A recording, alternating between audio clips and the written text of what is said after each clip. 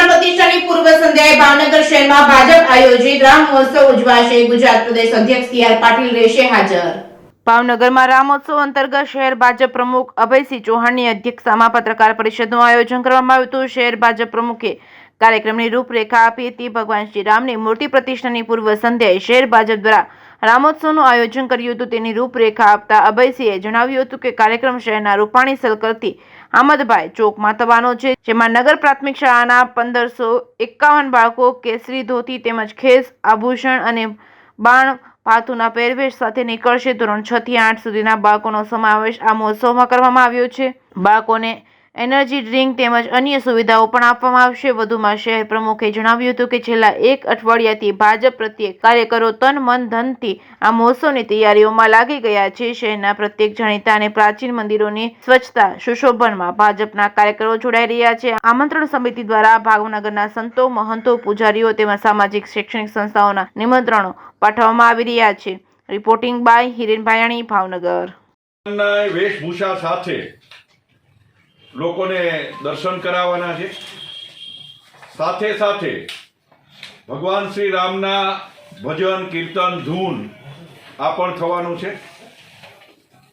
ભાવનગર કલા અને સંસ્કૃતિની નગરી તરીકે ઓળખાય છે, ત્યારે આપણા સ્થાનિક ઘણા બધા કલાકારો દ્વારા પણ કલા પીરસવાની છે. આ કાર્યક્રમમાં અમારા ભારતીય જનતા પાર્ટીના યશસ્વી પ્રદેશ અધ્યક્ષ માનની સી.આર. પાટીલ સાહેબ પણ ઉપસ્થિત રહેવાના છે. શહેરમાંથી અનેક સાધુ સંતો, સંસ્થાના આગેવાનો, રાજકીય આગેવાનો, શૈક્ષણિક સંસ્થાના આગેવાનો અને લોકો ખૂબ મોટી સંખ્યામાં ઉપસ્થિત રહેવાના છે. ત્યારે હું આપ સૌના માધ્યમથી આ ન ભૂતો ન ભવિષ્ય એક એવો કાર્યક્રમ થવા જઈ રહ્યો છે, એમાં ભાવનગરની જનતા વધારે પ્રમાણમાં જોડાય અને આ કાર્યક્રમને માણે એવી વિનંતી કરું છું.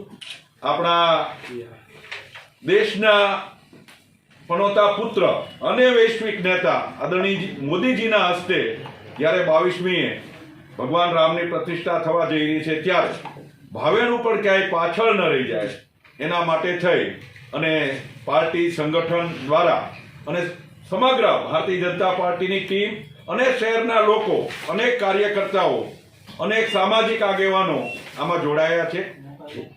છેલ્લા 4 દિવસથી મેયરશ્રી અને પાર્ટીની અન્ય ટીમ, બહેનો, ભાઈઓ, કાર્યકર્તાઓ શહેરમાં સંસ્થાઓને નિમંત્રણ આપવા જઈ રહી છે. ખૂબ સારો આવકાર મળી રહ્યો છે અને લોકો એમના ઉત્સાહ સાથે પૂછી રહ્યા છે કે અમે કેટલા વાગે ત્યાં પહોંચીએ, ત્યારે વધારે લોકો સુધી આ કાર્યક્રમની માહિતી પહોંચે એના માટે આજે આપ સૌને અહીંયા અમે નિમંત્રણ આપ્યું હતું. આપ સૌ અમારું નિમંત્રણ સ્વીકારી અને અહીંયા પધાર્યા એ બદલ પાર્ટી વતી આપ સૌને આવકારું છું.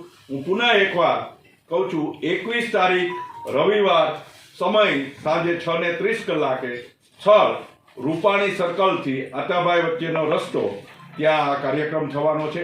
અનેક કૃતિઓ ત્યાં ટુકડે ભગવાનના પ્રસંગો, એ રામ સેતુનો હોય, વનવાસનો હોય, લંકાની ચડાઈ પરનો હોય, આવી પણ શોર્ટ ફિલ્મો પણ ત્યાં પીરસવાના છે.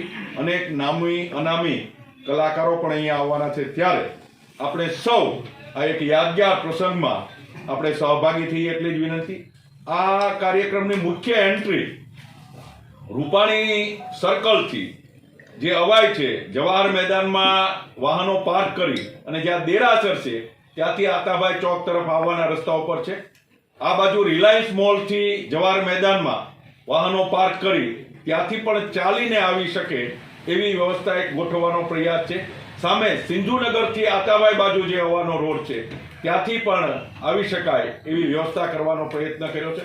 આપ સૌના માધ્યમથી વધારે શહેરીજનો સુધી આ વાત પહોંચે અને આ કાર્યક્રમમાં એક એવો હાઈટ મળે કે લોકોને એમ થાય કે ભગવાનની પ્રતિષ્ઠા હતી ત્યારે હું પણ આ કાર્યક્રમમાં સાક્ષી બન્યો હતો, એવા ભાવ સાથે ભારતીય જનતા પાર્ટી આ કાર્યક્રમ કરવા જઈ રહી છે. આપ સૌ પધાર્યા, પુનઃ એકવાર આપ સૌને આવકારું છું. ધન્યવાદ. સૌને જય શ્રી રામ. જય શ્રી રામ.